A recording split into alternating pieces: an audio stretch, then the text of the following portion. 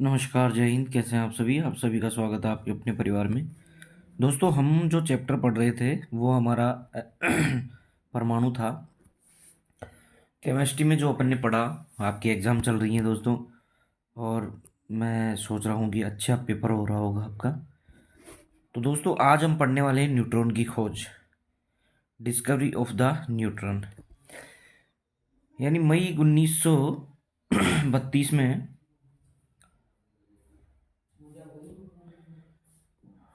मई 1932 में James Chadwick ने घोषणा की कि न्यूक्लियस में एक नया अपरिवर्तित कण भी है जिन्हें हम न्यूट्रॉन कहते हैं।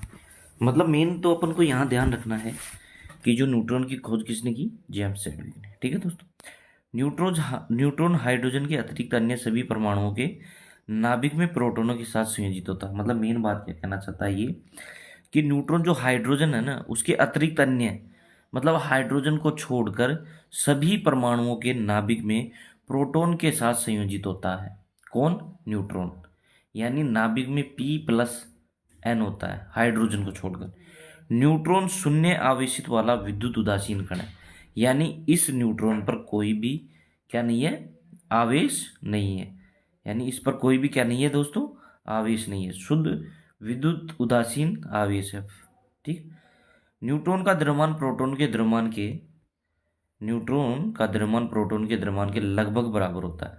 मतलब जो प्रोटॉन का द्रव्यमान है ना, वही सेम न्यूट्रॉन का द्रव्यमान है। अब दोस्तों, प्रोटॉन का द्रव्यमान कितना है? MP/Mn, यानी मास ऑफ प्रोटॉन और mass of neutron is equal to 1.67 into 10⁻27 kg। यानी कितना? 1.6 इंटू 10⁻27 kg।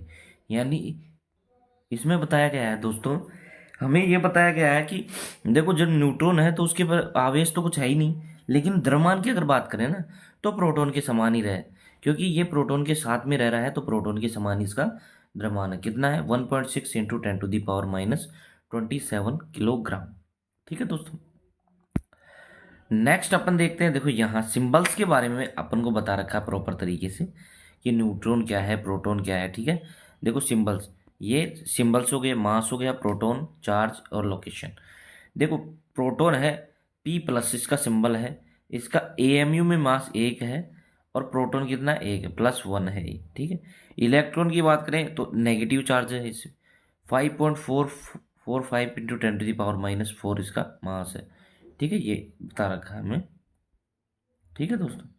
स्ट्रक्चर दे रखी है इसकी कि अब देखो, न्यूट्रॉन, वो ये प्रोटॉन है और न्यूट्रॉन ये तो नाभिक में है, और इलेक्ट्रॉन बाहर क्या है, चक्कर लगा रहा है। ठीक है। तो यहाँ इसको बता रखा है अपन।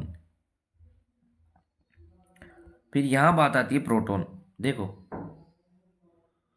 प्रोटॉन के बारे में, प्रोटॉन क्या है? प्रोटॉन परमाणु के अंदर धनावेशित कण है जिसका द्रव्यमान लगभग 1 U है। प्रोटॉन 3 क्वार्क से बना है, जो प्राथमिक कणों में से एक है। ठीक है दोस्तों।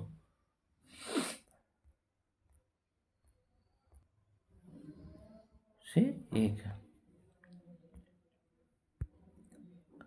चौथी स्लाइड हमें क्या कहती है?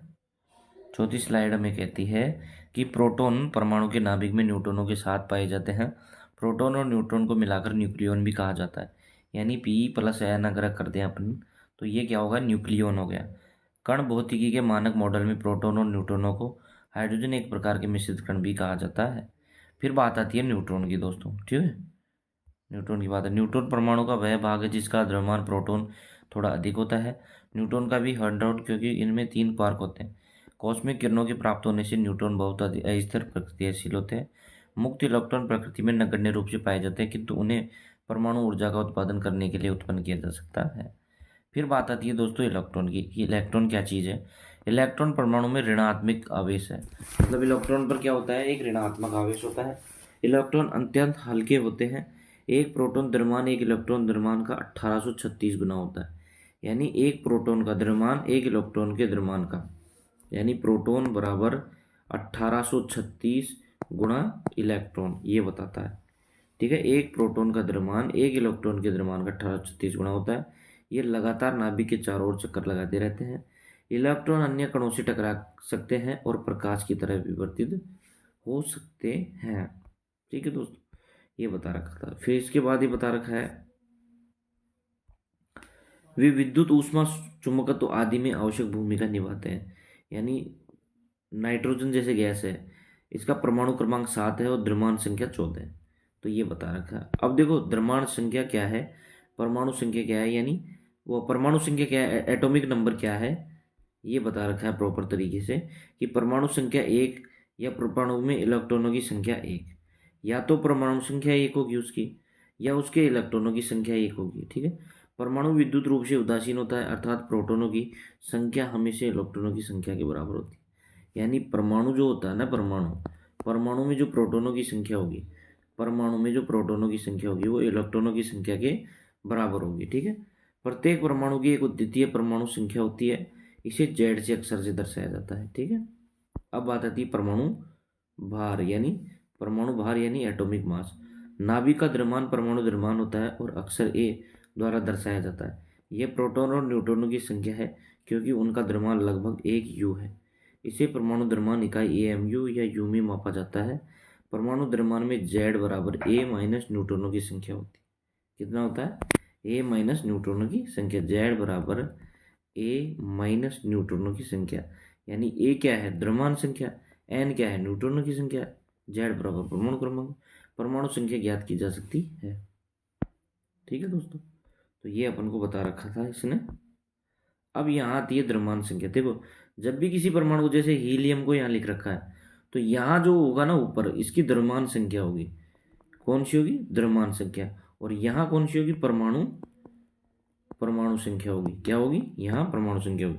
परमाणु अणु, परमाणु को द्रव्य की संरचनात्मक इकाई कहा जाता है। परमाणु तत्व के सभी रासायनिक गुणों में स्वयं को समाहित रखता है। ठीक है, ये बता रखा है। फिर बात आती है तत्व यौगिक का सूक्ष्मतम कण है जो स्वतंत्र रूप से अस्तित्व मान रह सकता है। ऐसा अणु तत्व यौगिक के सभी गुणों का प्रदर्शित कर सकता है। कोश या सेल, उपकोश, सबसेल, कक्षक, जिसे ऑर्बिटल के नाम से भी जाना जाता है। ठीक है। फिर बात आती है कोश अथवा कक्ष। परमाणु के नाभिक के चारों ओर स्थित वे वृत्ताकार पथ जिनमें इलेक्ट्रॉनों की गति करते हैं कोश अथवा कक्ष कहलाते हैं। ठीक है। इन्हें कोशों को KLMN अथवा इसके द्वारा निरूपित किया जाता है, अर्थात कक्षा में 2n² अधिकतम इलेक्ट्रॉन हो सकते हैं। जैसे मान लो अगर कक्षा n बराबर 1 है तो 2 रहेंगे, n बराबर 2 है तो देखो n की जगह 2 रख देंगे, 2 दूनी 4, 4 दूनी 8, n बराबर 3 है तो 18, और n बराबर 4 है तो यानी 2, 8, 18, 32। ठीक है दोस्तों, तो ये इसका सिक्वेंस रहेगा इसमें। सिद्धांत रूप से nth में 2n² इलेक्ट्रॉनों को साधारण कर सकता है। बाह्यतम कक्षा में अधिकतम 8 इलेक्ट्रॉन दे। इसमें बाह्यतम जो कक्षा होगी ना, बाह्यतम कक्षा में 8 इलेक्ट्रॉन होते हैं। कितने होते हैं दोस्तों, 8 इलेक्ट्रॉन होते हैं बाह्यतम कक्षा में। ठीक है, ये आपको बता रखा है। यहाँ इलेक्ट्रॉनिक विन्यास दे रखा है, देखो आपको इलेक्ट्रॉनिक विन्यास। ठीक है, हाइड्रोजन का 1, हीलियम का 2, लिथियम का 2, 1, बेरिलियम का 2, 2, बोरॉन का 2, 3, और कार्बन का 2, 4, यानी और नाइट्रोजन का 2, 8, 1। नाइट्रोजन कितने पे आता है, 11 पे आता है। तो नाइट्रोजन का देखो पहली कक्षा में 2 इलेक्ट्रॉन, दूसरी कक्षा में 8 इलेक्ट्रॉन, 2, 8 और 2, 10, 1 बच गया। तो तीसरी कक्षा में कितना आएगा, 1 इलेक्ट्रॉन। जैसे एल्युमिनियम है 13, एल्यूमिनियम का 13 है तो 2, 8, 3 होगा। आर्गन 18 है तो 2, 8, 8, यानी आर्गन की कक्षा पूर्ण है। ठीक है। पोटेशियम है, पोटेशियम का K+ बनाता है ये, तो यानी 1 इलेक्ट्रॉन है। कैल्शियम है 2, 8, 8, 2। ठीक है, यानी Sp_D, ये F ऐसे होता है। ठीक है दोस्तों, फिर बात आती है उपकोष और आकार। देखो एक होता है SpDF, उपकोष होते हैं ये, और कक्षकों का आकार होता है ये गोलाकार होता है, ये ऐसा होता है, ये ऐसा होता है, और ये ऐसा होता है। ठीक है। फिर बात आती है क्वांटम संख्याएं। क्वांटम संख्याएं किसी परमाणु के भीतर उपस्थित प्रत्येक इलेक्ट्रॉनों की गति, अवस्थी, कोष, उपकोष, कक्षक, चक्रण की दिशा तथा ऊर्जा आदि की संपूर्ण जानकारी प्रदान करती है। क्वांटम संख्याएं 4 प्रकार की होती है। ठीक है, क्वांटम संख्याएं कितने प्रकार की होती है, 4 प्रकार की। देखो यहाँ से देखो, प्रिंसिपल क्वांटम नंबर यानी मुख्य क्वांटी संख्या, यह कोष के बारे में बताएगा। किसके बारे में बताएगा, कोष के बारे में। प्रिंसिपल क्वांटम नंबर का मतलब क्या है कि ये कोष के बारे में बताता है।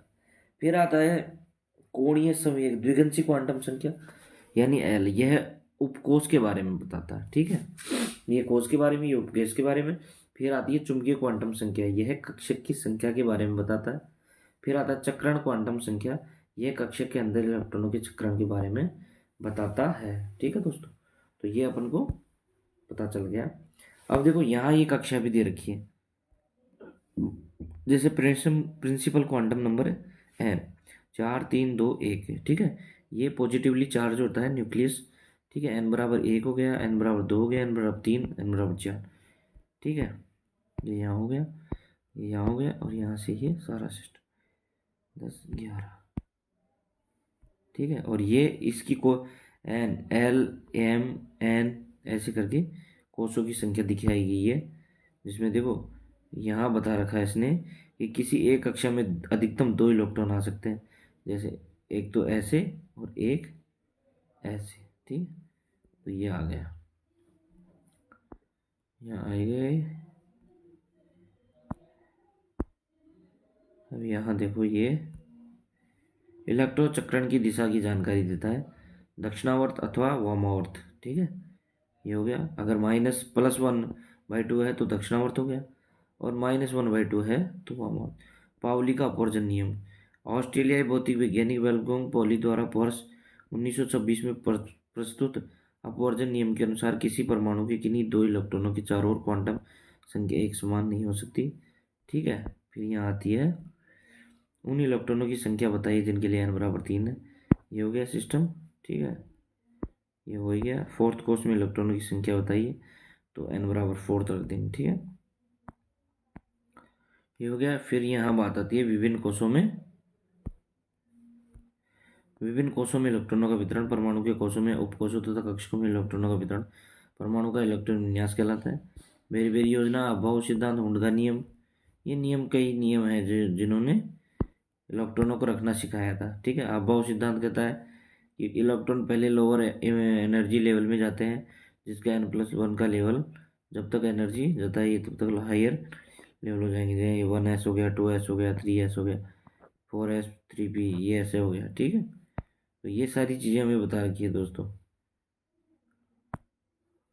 उसके बाद ये इन्होंने जो कोष दे दिया, हुंड का नियम हो गया, ये नियम बता रखे हैं दोस्तों।